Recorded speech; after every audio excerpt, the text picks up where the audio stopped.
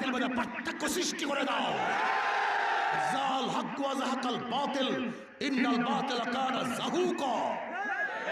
স্লোগানের চোরে সমস্ত বেঈমানদের অন্তর মধ্যে কম্পন সৃষ্টি করে দাও। আগে তীর দিয়ে আঘাত করবা, এখন নারায়ে তাকবীরের ধ্বনি দিয়ে আঘাত করে দাও। আমার পাশে চরমের পাশে আমি চাই চরমুদ্দির থেকে 95% ভোট যেন হাত পাখায় যায় ইনশাআল্লাহ। যুবকরা তোমরা রাজি নাই নাকি? বুঝলাম না কিছু। মুরব্বীরা কি রাজি নেই? ইনশাআল্লাহ। আগে হক বাতিলের লড়াই ছিল তলোয়ার, এখন হক বাতিলের লড়াই হলো ভোট। আগে হক বাতিলের লড়াই পার্থক্য করতো তীর, এখন হক বাতিলে এখন হক বাতিলে পার্থক্য হলো মুখ, জবান, বক্তৃতা, আলোচনা। বোঝো না কেন বোকা? আগে হক বাতিলের লড়াই ছিল রক্ত, আর এখন হক বাতিলের রক্ত বলো জ্ঞান, আলোচনা। উপস্থাপন করো তুমি কেন ভোট চাও, কেন তোমাকে ভোট দিবে, বুদ্ধিভিত্তিক আলোচনা করো। ঝাঁপিয়ে পড়ো দাওয়াতি কাজে। হক বিজয় হলো সবচেয়ে বড় পদ্ধতি দাওয়াত। আগে ছিল তলোয়ার, এখন দাওয়াত। এইবারে গাড়াগাড়ি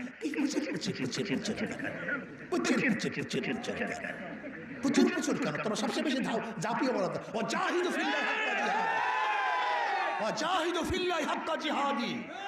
যুদ্ধ করো, যুদ্ধ করার মতো যুদ্ধ করো।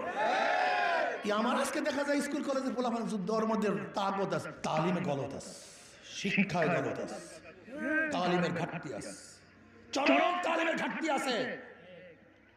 কোরআন সুন্নাহ লাগলে আমার কাছে পড়িয়ে নিয়েন ঠিক মতো। কোরআন সুন্নাহ কি জিনিস এটা বুঝতে হবে তোমাকে আমাকে।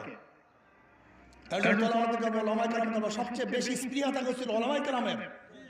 দেখবে সবচেয়ে মনে হয় এদের মাজরা দোষ, মাজরা পোকায় দোষ, মাজরা পোকায় দোষ। গরম হও, যুদ্ধ শুরু করে দাও, হক বাতিল মধ্যে পার্থক্য সৃষ্টি করে দাও। জাল হক ওয়া যাহাকাল বাতিল ইন্নাল বাতিল কানা যাহুকা। স্লোগানের চোরে সমস্ত বেঈমানদের অন্তর মধ্যে কম্পন সৃষ্টি করে দাও। আগে তীর দিয়ে আঘাত করবা, এখন নারায়ে তাকবীরের ধ্বনি দিয়ে আঘাত করে দাও। এভাবে আঘাত করে দাও, ওদের কম্পন দিয়ে দাও, ওদের মাসনাদের কাঁপায় দাও। দেখবা তোমরাই বিজয় হবে ইনশাআল্লাহ। ওয়ালা তাহিনু ওয়ালা তাহজানু ওয়া আনতুমুল আ'লাউনা ইন কুনতুম মুমিনিন। তোমরাই বিজয় হবে ইনশাআল্লাহ। আগামী 15 তারিখ যারা সারামুদ্দির থেকে কত পার্সেন্ট ভোট চাইছিলাম না? 100% পাবা না বলে এখন পর্যন্ত 95 দিয়া। কি যুবকরা রাজি আছে? তোমরা কি সবাই রাজি আছেন ইনশাআল্লাহ? কি আর নারায়ে তাকবীর।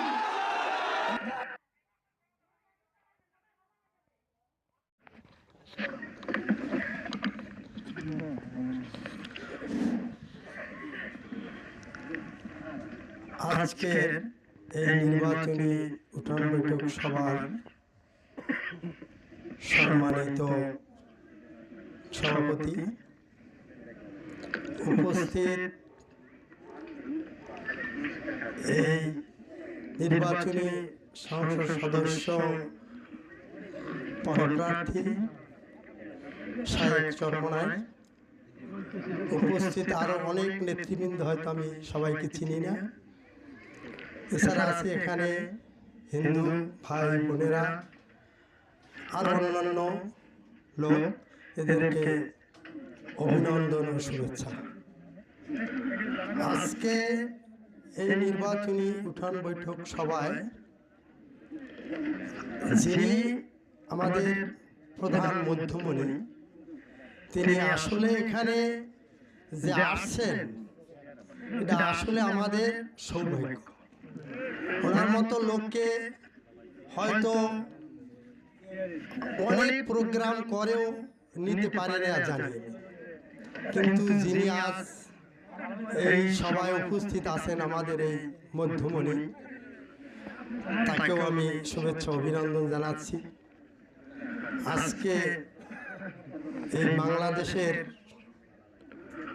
এই ক্রান্তি লগ্নে এই নির্বাচনী আজকের এই কার্যক্রমে তিনি উপস্থিত হয়েছেন।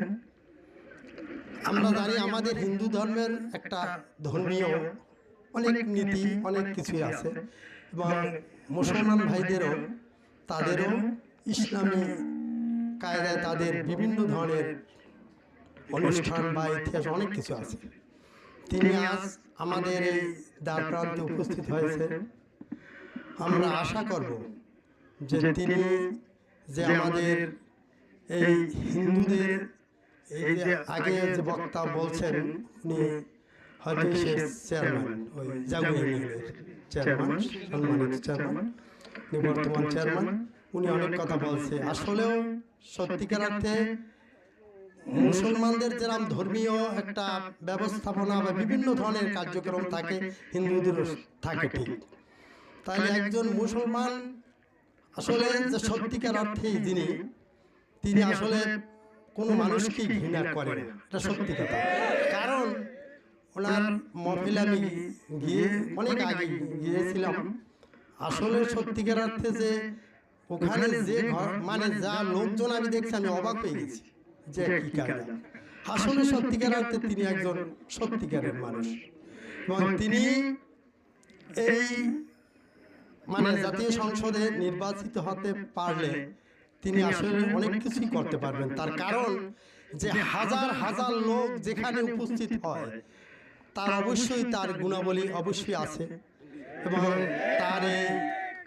তার এই গুণাবলী দিয়ে আমাদের হিন্দুদের, বৌদ্ধদের বা আমাদের এই জাতি ধর্ম নির্বিশেষে সবাইকে তিনি আসলে সত্যিকার অর্থে একটা মানে সুন্দর দৃষ্টিতে দেখবে, এবং সকল ধরনের যে নিরাপত্তা তিনি দিতে পারবেন, এটা আমি মনে করি।